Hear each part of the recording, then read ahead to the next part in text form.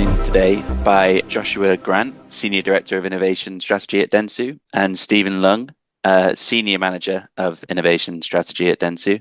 And today we're going to have a short discussion around the attention economy project that these two guys have masterminded and executed over the past couple of years and is now live for people to read and take value from. We'll start with the background, and Joshua or Stephen, please feel free to answer this.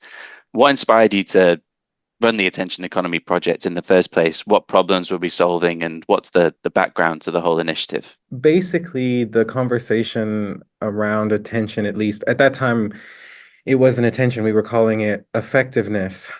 Started about 3 years ago. What we saw in Japan in particular was TV-centric brands were becoming more concerned about TV viewership decline, at least terrestrial TV viewership decline.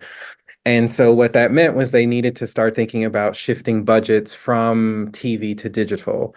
But in those conversations, I think one of the big concerns for those brands were, they had a very clear methodology on how to measure the effectiveness and even the sort of sales volume uplift of a 15-second or 30-second TV spot. They had built out through a number of years a process for that. When it came to digital, it was much less clear on how you would sort of make that transition from TV to digital in terms of budgets, but also how do you really measure the effectiveness of digital ads when the ecosystem is so large and there's so many players and there's so many different types of formats. And so also, just looking at a very clear KPI was also the big issue. Some people look at clicks, some people look at CPM, impressions. And so instead of effectiveness, we started talking about attention because this is something that Dentsu, as an organization, as a global organization, has focused on since I think 2016. So there's been a number of iterations of attention work and bringing that metric to the market. But Stephen and I decided to sort of launch this in Japan because, again, we were looking at a market where TV is really still very, very powerful, but even now it's starting to sort of see decline.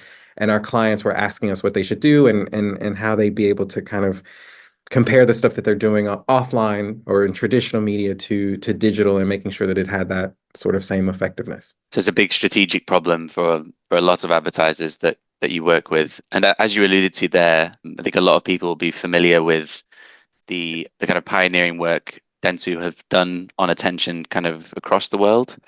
When it came to Japan, I know that there were some nuances and like changes in how you approach the question of attention and like effectiveness in digital environments. So could you explain kind of what the study entailed and how you set things up differently to previous iterations of the attention economy? I guess I'll take this one too. So before Stephen joined on the project, I think the initial conversations were, I think there were two things. The first one was we had to take into account the fact that this would be the first time the research would be done in a language not in English. And that plays a huge role because when you're thinking about sort of creative advertising or just looking at advertising in general, and also working with Realeyes, for example, the question was around, okay, can we even execute this in a non-English speaking country?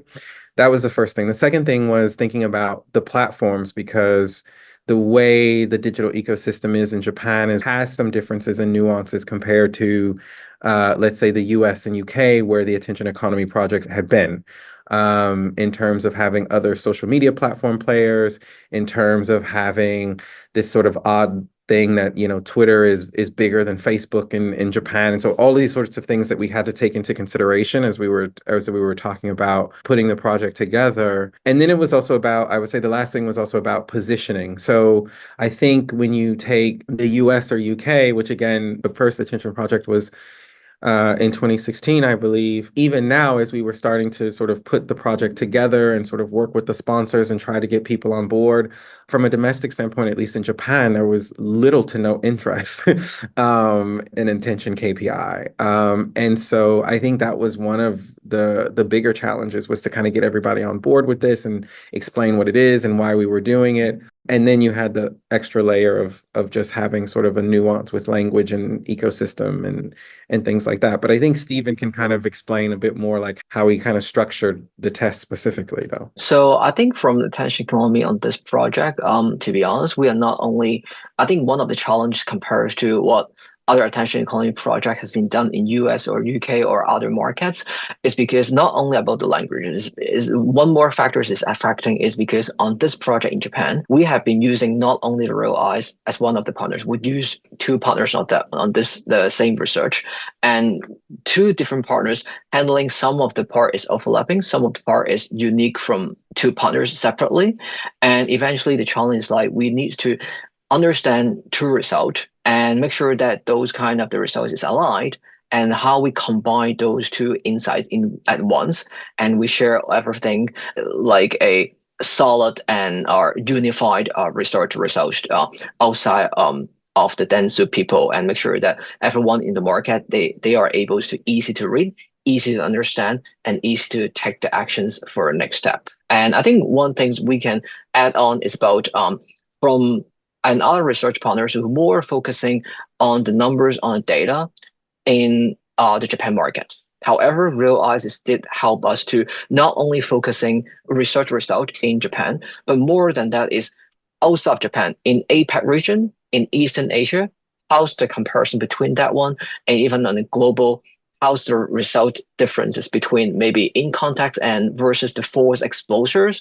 And one interesting insights or things is like the I remember there's a facial expressions because Real Eyes is the unique like it just detecting the facial expressions and understand the emotions reactions from the survey panelist. So between our Japan and global result, we do see Japan people is become relatively maybe shy, or maybe it's because of the Japanese cultural differences. They are tends to not really showing their emotional reactions from their face compared to global market. Those kind of the insights is super useful for a local companies when they localize their creative or optimizing the creative specifically for a digital environment in the future.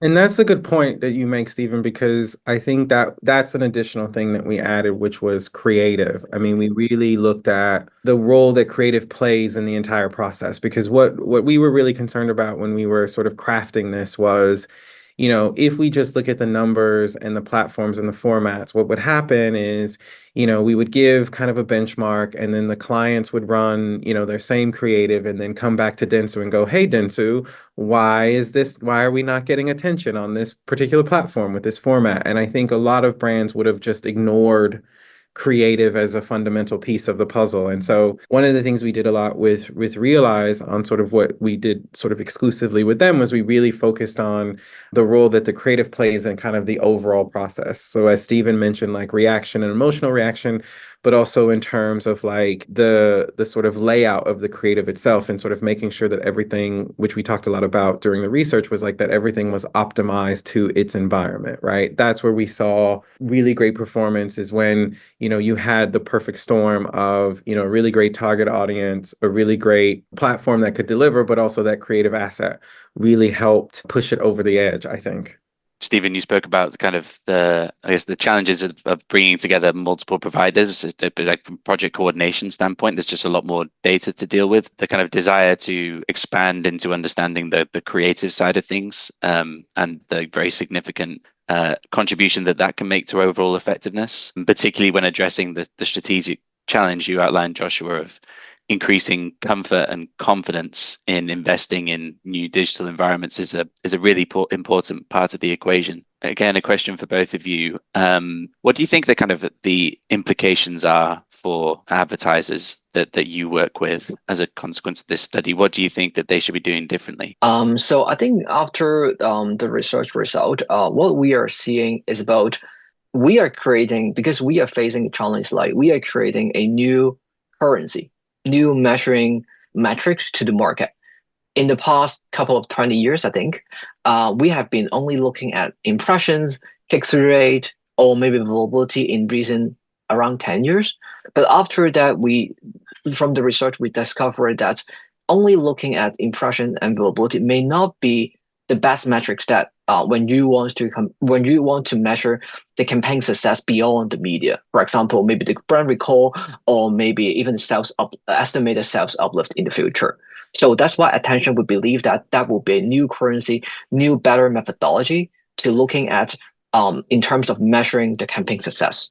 So from the research, we are not only seeing the relatively higher positive correlation between that longer attentions versus the sales uplift. But we are also looking at what kind of the actionable insights that the advertisers can take. For example, we do see like multiple factors that will be affecting the attention because we'll be covering that topic later on the Dentsu Arcana tools that powered by Realeyes AI algorithm later on. But I believe that by using only the attentions to measure the campaign success or maybe optimize the creative, the next questions from the advertiser directly immediately that will be, oh, then what kind of the things we can looking at to optimize our creative. So we do see, for example, high reliability actually would be result in higher attentions or maybe the bigger size screen, or maybe the movement from the creative, is that sticking with the screen or not sticking with the screen, or is there any interactive elements from the creative could be provided? Those all factors is affecting attention's level in the future. And what we are proposing to the market is not only looking at that on that factor on the white paper does it, but we do have a actionable solutions to them that could helping them to evaluate the creative even before the campaign, and of course during campaign, and also the insights afterwards to how they optimize the creative before they launch or maybe for the next campaign as well. I think you've really summed it up. I think the only thing I would add is I'll say two things. The first thing is the purpose of this research is not to compare or pit one digital platform against another. That isn't the goal. So I hope no one takes from the research like, oh, this one is better, so let's just use this one, because that's not the goal. I think the goal was I think again, when you're coming from a very TV centric brands who are used to kind of one size fits all. You know, they make one 15-second spot, they make one 30-second spot. It runs across all the TV stations, and it can run across some of the digital platforms quite seamlessly. I think the implication for this research is going to be that digital is not a one size fits all experience, neither for the consumer or the brand, and that they're going to have to give, if they want to achieve that level of attention and make their ads effective on digital, they're going to have to give more consideration and more thought into how they approach both creatively digital media, but also how they approach their media mix. They're going to have to make multiple assets. They're going to have to think about length of video. They're going to have to customize creative based on the placement. And maybe some brands might argue that that's, more costly or whatever, but I think that's just the reality of the digital landscape. There's just more people on digital, right? And the competition is fierce and everybody's kind of going after attention. And so I think that's going to be the biggest implication is as more people come to digital, you're going to have to work a little harder for eyeballs. And this is what we're trying to bring to them as kind of a playbook on how to do that. And so as, Stephen mentioned about Dentsu Arcana, which we're launching off the back of this research, what we want to try to do is make that as easy as possible in terms of what is all the pre-work that we can do in terms of looking at this research, in terms of establishing a KPI, in terms of evaluating your creative. So what is all the pre-work that we can do that makes this easier and also quite efficient so that you can figure all this out before you get into the campaign and then start having to change and wonder why assets don't work and wonder why there's no ad recall. I mean, the way you're framing it in some sense could come across as it's an intimidating or strong challenge for advertisers to kind of both address the media and creative side of running effective digital campaigns and effective marketing more broadly. But with Arcana being launched and like Dentsu's expertise, long-standing expertise in attention from the media side as well, you're in a good place to help your partners progress along that journey. And speaking of journeys, this whole attention economy project has been a bit of a journey. So I want to thank you both for working together with us and Lumen and all our platform partners on it. And yeah, looking forward to the next steps. So thank you both.